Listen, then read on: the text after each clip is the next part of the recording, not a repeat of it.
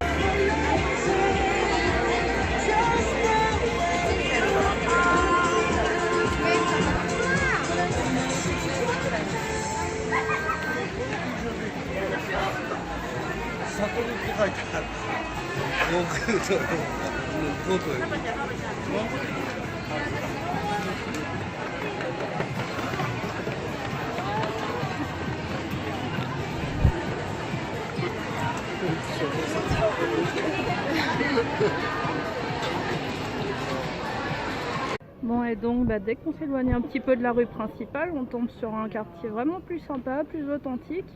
Il y a plein de petits restos, de boutiques sympas et ça a vraiment plus de charme que la rue principale en fait. Je suis maintenant donc à la Design Festa Gallery où je suis tombée dessus complètement par hasard. C'est un endroit super avec plein de petits pubs comme ça en fait que les gens peuvent louer pour faire des petites expositions et vendre leurs œuvres, etc. Et donc en bas il y a même un café et voilà.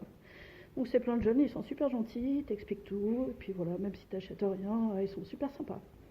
Si vous venez à Tokyo, franchement je vous conseille de venir faire ça. Ça vaut vraiment le coup, c'est pas forcément dans les guides touristiques, mais ça vaut carrément plus le coup que la Takeshita-dori. Et non franchement c'est un super endroit, avec des gens super gentils, donc à faire absolument quoi.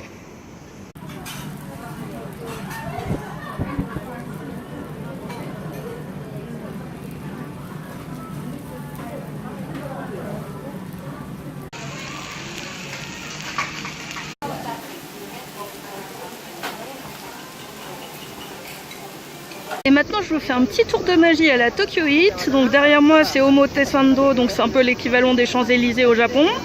Et donc il y a la Takeshita-dori, Harajuku, tout ça. Et vous traversez la rue et vous vous retrouvez dans l'un des plus grands et des plus beaux sanctuaires Shinto de Tokyo.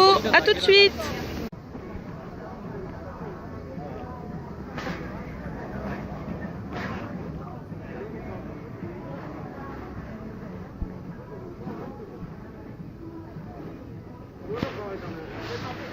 Et voilà, tour de magie, bienvenue au sanctuaire Meiji Jingu. Il faut savoir qu'à Tokyo, on peut passer comme ça facilement d'un quartier très différent à un autre. Donc il y a des quartiers plus anciens, des quartiers plus modernes. Et là, c'est carrément un temple, mais enfin, c'est qu'il y a une forêt dans Tokyo, quoi. Donc on oubliait vraiment dedans qu'on est à Tokyo. Voilà, à plus tard.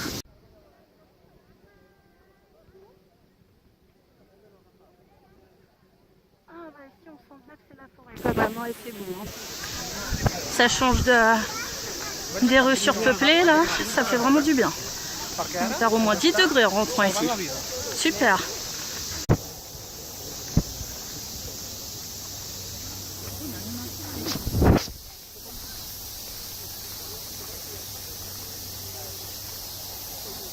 Donc là on est vraiment dans du Japon traditionnel, il y a même un petit torrent, là je suis sur un pont en pierre. Et puis on a toujours ce petit bruit de cigales fort assourdissant. Je sais pas ce qu'elles ont les cigales ici, c'est pas les mêmes que chez nous, elles font un boucan mais de ouf. Donc là on a des barils de saké qui symbolisent l'entrée du temple après le torii principal qu'on a passé tout à l'heure. Et particularité du sanctuaire Meiji Jingu, c'est qu'ils ont aussi des tonneaux de vin français. Voilà, donc c'est une petite particularité spécifique à ce sanctuaire-là. Et voilà, on est arrivé au sanctuaire principal.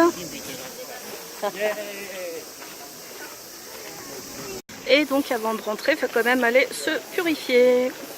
Voilà, petite étape pas obligatoire, mais enfin c'est toujours mieux avant de rentrer dans un sanctuaire. Donc on est arrivé à la porte du sanctuaire. Et voilà enfin l'ensemble du sanctuaire. Voilà, donc ce sera tout pour ce temple-là. Parce que je pense que dedans on n'a pas trop le droit de filmer. Donc je vais aller faire ma petite prière. Et voilà.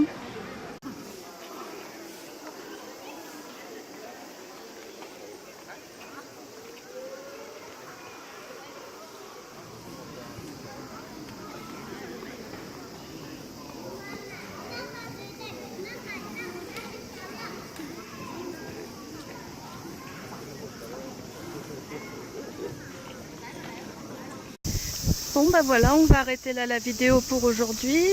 C'était une super journée. Donc la rue Takeshi Tadori, ouais, c'était moyen. Il y avait beaucoup de monde et franchement c'est beaucoup de bruit pour pas grand chose. Par contre le temple et puis la galerie d'art là, franchement c'était vraiment super. Voilà, donc à Tokyo on peut faire des belles découvertes et puis tomber sur des trucs auxquels on s'attendait pas du tout. Voilà, à demain.